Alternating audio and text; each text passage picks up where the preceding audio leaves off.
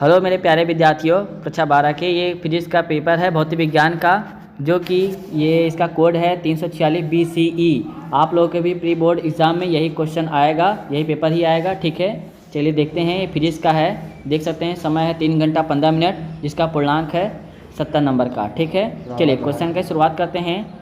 बढ़िया क्वेश्चन है। Question number 1, पहला क्वेश्चन है, दो समान आवेशकों के दो बिंदु आवेशों के वायु में एक निश्चित दूरी पर रखने पर उनके बल जो है F1 लग रहा है, और के परावर्तनांक अगर माध्यम रखा है तो फिर बल F2 लगता है। F1 बटा F2 का मान क्या होगा? आप लोग देख सकते हैं कि जो फॉर्मूला होता है कूलॉम के बल संबंधी नियम का, F बराबर में होता है 1/4 पाई एप्सिलॉन नॉट, ठीक है, इंटू में K Q1 Q2 बटे में R²। ये होता है कूलॉम का बल संबंधी नियम का फॉर्मूला होता है। ठीक है, आप लोग इसको देख लेंगे। तो इसमें कहा गया है कि जो अगर F1 अगर रखना है तो इस K की जगह पे आपको 1 रख देना है। ठीक है, यानी कि F1 का एक बार फिर से देखते हैं, आपको बता देते हैं कि F1 जो है उसका मान लिखा हुआ है 1/4 पाई एप्सिलॉन नॉट Q1 और Q2, ठीक है, बटे में R²। और कहा गया कि F2 से आपको भाग करना है, तो F1 बटे में F2। ठीक है, अगर हम F1 बटे में F2 लिखते हैं तो F2 का मान हो जाएगा 1/4 pi epsilon not K into में Q1 Q2 बटे में R²। ठीक है, अब आप सब लोग देख सकते हैं कि इसमें पूरा सारे वैल्यू सब कट जाएंगे। 1/4 पाई एप्सिलॉन नॉट से 1/4 पाई एप्सिलॉन नॉट कट जाएगा, Q1 Q2 बटे में R² से Q1 Q2 बटे में R², ये भी कट जाएगा। ठीक है, अच्छा बचता क्या है? इसमें नीचे वाला K बच रहा है, जो कि ये बटे में है। बटा का बटा K कहाँ पहुँच जाएगा? ये आंसर में आपका बराबर में हो जाएगा K, यानी कि जो आपका आंसर आता है K नंबर। ठीक है, तो इसमें ऑप्शन देख सकते हैं, ये पहला ऑप्शन ये सही रहेगा, K आएगा। ठीक है, मैंने इसको एक्सप्लेन करके आपको बता भी दिया कैसे आएगा। चलिए नेक्स्ट क्वेश्चन देखते हैं। क्वेश्चन नंबर 2 है, एक तार को खींच का प्रारंभिक त्रिज्या का आधा कर दिया जाता है और प्रतिरोधकता का मान कितना गुना हो जाएगा, यानी प्रतिरोधकता पूछा है। अब आपको पता होना चाहिए कि जो प्रतिरोधकता है वो किस पर निर्भर करता है? प्रतिरोधकता जो है प्रकृति पर निर्भर करता है और साथ ही साथ में तापमान पर भी निर्भर करता है। ठीक है, यानी कि अगर हम बात करें त्रिज्या पर तो इसमें निर्भर जो है करता है? बिल्कुल नहीं, क्योंकि त्रिज्या पर निर्भर नहीं करता है। ठीक है, आप ध्यान रखेंगे कि त्रिज्या पर निर्भर नहीं करता है और प्रकृति तापमान पर निर्भर करता है। तो हमारा क्वेश्चन जो पूछा है कि त्रिज्या पे अगर हम लोग कोई बदलाव करें तो क्या होगा? जब त्रिज्या पे कोई प्रभाव ही नहीं पड़ता है तो इसमें कोई मान नहीं बदलेगा, यानी कि जो राइट आंसर हमारा हो जाएगा वो बन जाएगा कौन सा? ऑप्शन नंबर 4 अपरिवर्तित हो जाएगा, क्योंकि इस पर निर्भर नहीं करता है, त्रिज्या पर निर्भर नहीं करेगा प्रतिरोधकता। चलिए नेक्स्ट क्वेश्चन नंबर 3 देखते हैं। क्वेश्चन नंबर 3 है कि एक वोल्टमीटर तथा मिली वोल्टमीटर का प्रतिरोध X1 तथा X2 है, तो इसमें किसका क्या मान रहेगा? ठीक है, तो इसका जो राइट ऑप्शन होगा, वोल्टमीटर आपका बड़ा होगा, X1 बड़ा होगा किससे? वोल्टमीटर बड़ा होगा मिली वोल्टमीटर से। ठीक है, चलिए नेक्स्ट घ नंबर देखते हैं। ये तो आपका आसान क्वेश्चन है कि रदरफोर्ड का परमाणु मॉडल, परमाणु के अंदर के इलेक्ट्रॉन का पथ कैसा होता है? तो हम लोग पता ही है कि रदरफोर्ड का जो परमाणु मॉडल है, ठीक है, उसमें बताया जाता है कि जो परमाणु के अंदर जो इसकी वैसे जो नाभिक होता है, ठीक है, और नाभिक सूक्ष्म भाग होता है, और इसके जो बाहर में ये वाला जो आपका गोला होता है, ठीक है, ये कैसा होता है? वृत्ताकार होता है। तो इसका जो राइट ऑप्शन होगा कौन सा होगा? वृत्ताकार, फर्स्ट नंबर। चलिए नेक्स्ट क्वेश्चन देखते हैं। घ नंबर, √2 अपवर्तनांक वाले प्रिज्म का कोण न्यूनतम विचलन कोण के बराबर है, न्यूनतम विचलन कोण का मान क्या होगा? ठीक है, देखते हैं। ये क्वेश्चन आपका जो है इसमें आपका थोड़ा सा लॉन्ग हो जाता है। ठीक है, तो इसमें इसका जो फॉर्मूला लगता है, ये लगता है म्यू बराबर में साइन, ठीक है, A प्लस डेल्टा M बटे में 2 बटे में हो जाता है, फिर साइन A बटे में 2। ठीक है, तो इसमें पूरा सॉल्व करेंगे, काफ़ी लंबा है ये। तो इसका जो राइट आंसर बनेगा वो आपका बनेगा कौन सा नंबर? ये 4th नंबर हो जाएगा 90 अंश। ठीक है, ये ध्यान रखेंगे, इसको लगाएंगे, पूरा सॉल्व करेंगे, तब ये इसका आंसर आएगा। ठीक है, चलिए नेक्स्ट क्वेश्चन देखते हैं। क्वेश्चन नंबर 4 है, एन टाइप बाह्य अर्धचालक की प्रकृति कैसी होती है? एन टाइप बाह्य अर्धचालक में जो इसकी जो प्रकृति होती है वो कैसी होती है? विद्युत उदासीन होती है। इसका राइट ऑप्शन 3rd वाला पार्ट बचेगा। ठीक है, चलिए नेक्स्ट क्वेश्चन देखते हैं। सेक्शन नंबर 12 का है। क्वेश्चन नंबर पहला, दूसरे का नंबर, आई तथा आई तीव्रता की दो तरंग के अधिकतम परिणामी तीव्रता का मान ज्ञात कीजिए जब तरंग कला असंबद्ध हो। ख नंबर है, अर्धचालक में कोटर तथा इलेक्ट्रॉन दोनों क्यों पाए जाते हैं? ठीक है, ग नंबर ऑप्शन है कि यदि P तथा लैम्डा, P क्या है आपका? कण है, और लैम्डा क्या है? तरंगदैर्ध्य है, प्रदर्शित करते हैं, तो कण के तरंग प्रकृति को प्रदर्शित करने वाले व्यंजक का नाम और रूप लिखना है। ठीक है, घ नंबर देखते हैं कि जो रेडियो तरंग है और सूक्ष्म तरंग है, ठीक है, रेडियो तरंग और सूक्ष्म तरंग में किसकी आवृत्ति और तरंगदैर्ध्य अधिक होती है, ठीक है। तो अगर हम बात करें तो आवृत्ति में, तो अगर आवृत्ति की में बात करें तो आवृत्ति में जो तरंग सबसे ज़्यादा मतलब रेडियो तरंग और सूक्ष्म तरंग दोनों में से कौन अधिक होता है, तो आवृत्ति में जो अधिक होता है वो होता है कौन सा, सूक्ष्म तरंग, ठीक है, याद रखेंगे आप लोग, सूक्ष्म तरंग। और अगर हम लोग तरंगदैर्ध्य की बात करते हैं तो तरंगदैर्ध्य में किसकी तरंग ज़्यादा होती है, वो होती है रेडियो की, ठीक है, रेडियो, ठीक है, याद रखेंगे आप लोग कि आवृत्ति में जो है सूक्ष्म तरंग ज़्यादा होती है और तरंगदैर्ध्य में रेडियो तरंग अधिक रहती है, ठीक है। चलिए अंक नंबर देखते हैं कि एक समान चुंबकीय क्षेत्र में स्थित चुंबकीय द्विध्रुव पर लगने वाले बल आघूर्ण टाउ का मान ज्ञात करना है, टाउ का व्यंजक ज्ञात करना है। लेंज का नियम क्या होता है, ये भी आपका इंपॉर्टेंट क्वेश्चन है, ये भी इंपॉर्टेंट क्वेश्चन है, दोनों आपका बहुत ही मोस्ट इंपॉर्टेंट क्वेश्चन है, ठीक है, आप लोग पढ़ लेंगे, ठीक है। विद्युत चुंबकीय प्रेरक से ये क्वेश्चन है आपका, विद्युत चुंबकीय प्रेरक लेसन से है, जो है लेंज का नियम बताना है और भौतिक राशि के संरक्षण पर आधारित होता है, ठीक है। ये भी आपका ये क्वेश्चन तो आपका कॉम्पिटिटिव एग्जाम में भी कई बार पूछा जाता है कि भौतिक लेंज का नियम कौन से भौतिक संरक्षण पर आधारित होता है, ठीक है। चलिए आप लोग देख लेंगे कि लेंज का नियम जो है जिस कार्य से उत्पन्न होता है विद्युत धारा में उसी का वो विरोध करती है, ठीक है। चलिए देखते हैं क्वेश्चन नंबर 3 में पहला क्वेश्चन है कि एप्सिलॉन नॉट का मान दिया हुआ है, म्यू नॉट का मान भी दिया हुआ है, ठीक है, 4π10⁻⁷ हेनरी प्रति मीटर होता है। तो इसको एक तरीके का दिखा करके मतलब एक सिद्ध करना होता है कि इसमें 1/4π एप्सिलॉन नॉट का मान ये सिद्ध करना है और 1/में एप्सिलॉन नॉट और म्यू नॉट का मान ये सिद्ध करना है, ठीक है। चलिए नेक्स्ट देखते हैं, नेक्स्ट क्वेश्चन है ख नंबर, परमाणु द्रव्यमान इकाई AMU जिसे हम लोग इससे डिनोट करते हैं, ठीक है। सिद्ध करना है कि एक AMU बराबर में होता है 931 MeV। M क्या है, M है आपका मेगा, ठीक है, M है मेगा, और E क्या है इलेक्ट्रॉन, ठीक है, और V क्या है, V है आपका वोल्ट। चलिए आप लोगों को समझ में आ रहा होगा कुछ, तो आप लोग क्या करेंगे, इसको क्वेश्चन चैनल को सब्सक्राइब कर देंगे, ठीक है। चलिए नेक्स्ट क्वेश्चन देखते हैं, गा नंबर में 1.5 इलेक्ट्रॉन वोल्ट कार्य फलन वाली धातु की प्लेट पर 5.5 इलेक्ट्रॉन वोल्ट ऊर्जा के फोटान आपतित होते हैं। उस सजीव फोटो इलेक्ट्रॉन के लिए निम्नलिखित की गणना करना है, गतिज ऊर्जा का मान और वेग का मान ज्ञात करना है। नेक्स्ट घ नंबर देखते हैं, घ में है पहला क्वेश्चन, सिद्ध करना है कि L/R तथा CR के मात्रक समय होते हैं, ठीक है।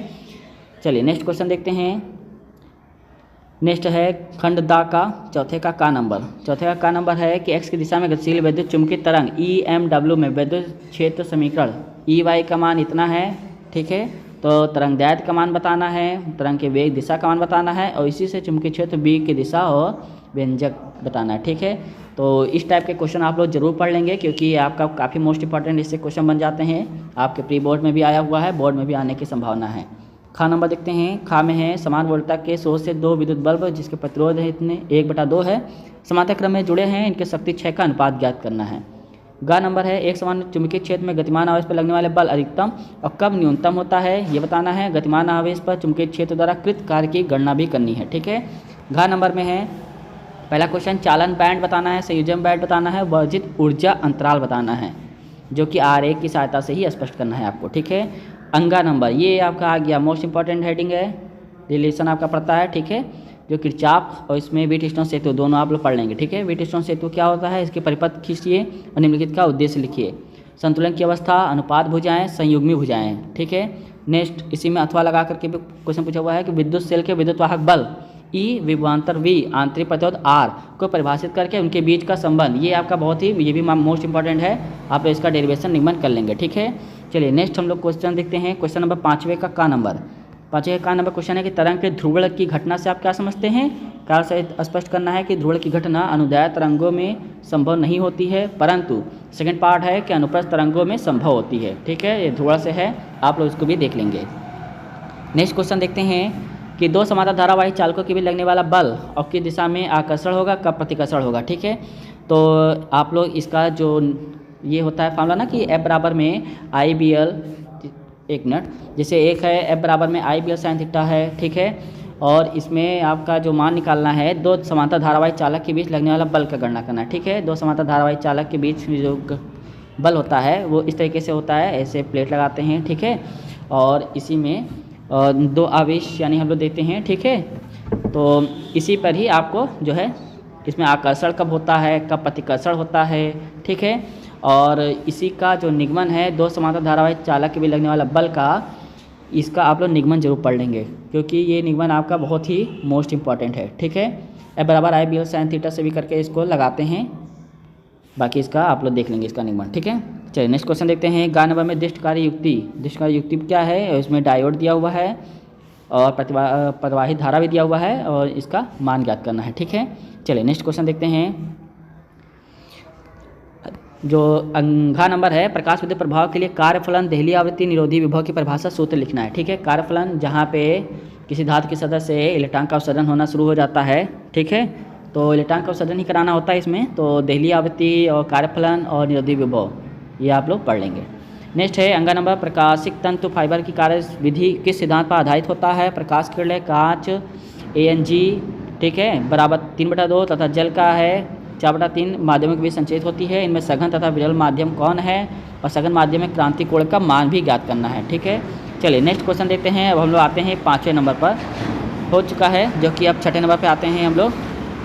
निम्नलिखित में से प्रत्येक का उदाहरण सहित स्पष्ट करना है। ठीक है, समस्थानिक नाभिक, समस्थानिक जिसमें एक जो है स्थान यानी क्या? परमाणु क्रमांक। ठीक है, परमाणु क्रमांक होता है, तो परमाणु क्रमांक अगर समान हो और लेकिन भार इसका भिन्न भिन्न हो तो समस्थानिक कहलाता है। समभारिक में जिसका भार जो है समान होता है, सम माने समान, भारित माने भार, अगर भार अगर समान है तो समभारिक नाभिक कहलाता है। सम न्यूट्रॉन है, ऐसे नाभिक का आकार, द्रव्यमान क्षति, ये आप लोग पढ़ लेंगे। ठीक है, नेक्स्ट हम लोग देखते हैं बोर क्वांटम सिद्धांत की सहायता से NV कक्षा का जो है NV कक्षा के लिए परिक्रमण करते हुए किसी इलेक्ट्रॉन की कक्षा की परिधि इलेक्ट्रॉन की द्विबाहुली तरंगदैर्घ्य लैम्डा, ठीक है, और हाइड्रोजन के प्रथम उत्सर्जित में इलेक्ट्रॉन के लिए निम्नलिखित के मान ज्ञात कीजिए। ठीक है, जिसमें स्थिर ऊर्जा है, गतिज ऊर्जा है, कोणीय संवेग है। ठीक है, आप लोग इसको जरूर पढ़ लेंगे क्योंकि बहुत ही मोस्ट इंपॉर्टेंट आता है। बोर बरी ये आपका लेसन उसी में ही आता है, परमाणु वाले लेसन में, परमाणु नाभिक लेसन में, इसमें बोर क्वांटम सिद्धांत की सहायता से है। इसका पूरा निगमन है, आप लोग निगमन देख सकते हैं। आप लोग 5 नंबर में आया हुआ क्वेश्चन है और वाकई में ये बहुत ही मोस्ट इंपॉर्टेंट क्वेश्चन भी है। ठीक है, चलिए नेक्स्ट क्वेश्चन देखते हैं। क्वेश्चन नंबर 7 है, जो कि क्वेश्चन नंबर 7 में कहा गया कि एक बैटरी की सहायता से एक समांतर प्लेट संधारित्र को आवेशित किया जाता है। धारित्र को बैटरी से वियोजित करके के परावैद्युतांक माध्यम की पट्टी धारित्र के प्लेटों के बीच प्रेषित की जाती है। धारित्र से संबंधित निम्नलिखित में होने वाले परिवर्तन की विवेचना करना है। धारिता बताना है, आवेश है, विभवांतर है, विद्युत स्थिति ऊर्जा है, विद्युत क्षेत्र है।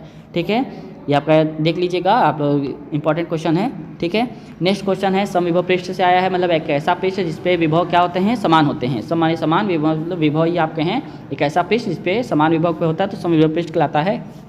यदि विद्युत स्रोत के केंद्र से R दूरी पर विद्युत क्षेत्र की तीव्रता E है और इस पर हम लोग को और R दूरी पे जो है निकालना होता है कि गोली पे, बेलनाकार पे, समतल पे। ठीक है, चलिए नेक्स्ट क्वेश्चन देखते हैं।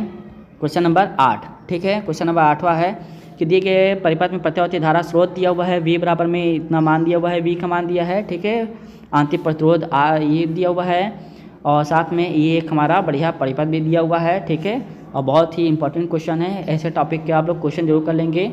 ठीक है, जो स्रोत वोल्टेज का वर्ग माध्य मूल मान ज्ञात करना है, परिपथ का प्रेरक प्रतिघात ज्ञात करना है और धारित्र प्रतिघात ज्ञात करना है। प्रेरक प्रतिघात को किसे लिखते हैं? प्रतिघात में हम लोग जो है x से लिखते हैं, लेकिन जब बात करते हैं प्रेरण का और धारित्र का तो ये दोनों अलग अलग होते हैं। ठीक है, जिसमें हम लोग बोलते हैं LCR परिपथ। प्रेरण जो होता है वो आपका L से XL से लिखते हैं और अगर धारित्र का प्रतिघात के लिए लिखें तो इसको लिखते हैं XC से व्यक्त करते हैं। ठीक है, बाकी इसको आप लोग देख लेंगे।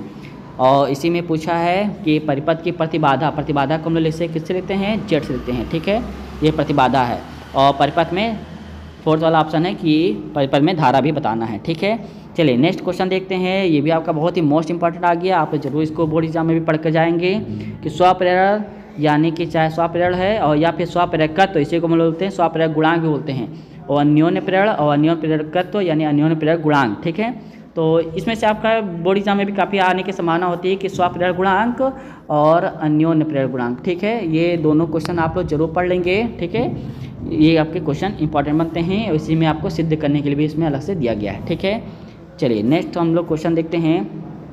क्वेश्चन नंबर 9 है, जो कि ये आपका क्वेश्चन नंबर 9 हाइगेंस से आया हुआ है। आप लोग हाइगेंस के तरंग सिद्धांत में जरूर पढ़ लेंगे। परावर्तन की व्याख्या, अपवर्तन की व्याख्या काफ़ी इंपॉर्टेंट है कि अपवर्तन की घटना में आपतित तरंगाग्र, अपवर्तित तरंगाग्र का स्पष्ट आरेख भी बताना है। साथ में वायु से कांच के लिए और जल से वायु के लिए प्रकाश किरण खींच करके उसमें गति भी आपको करवानी है। ठीक है, इंपॉर्टेंट क्वेश्चन है, ये आप लोग भी पढ़ लेंगे जरूर से क्वेश्चन नंबर 9 को। ठीक है, एक वस्तु के काल्पनिक तथा वास्तविक प्रतिबिंब के बीच मुख्य अंतर को समझाइए। निम्नलिखित युक्तियों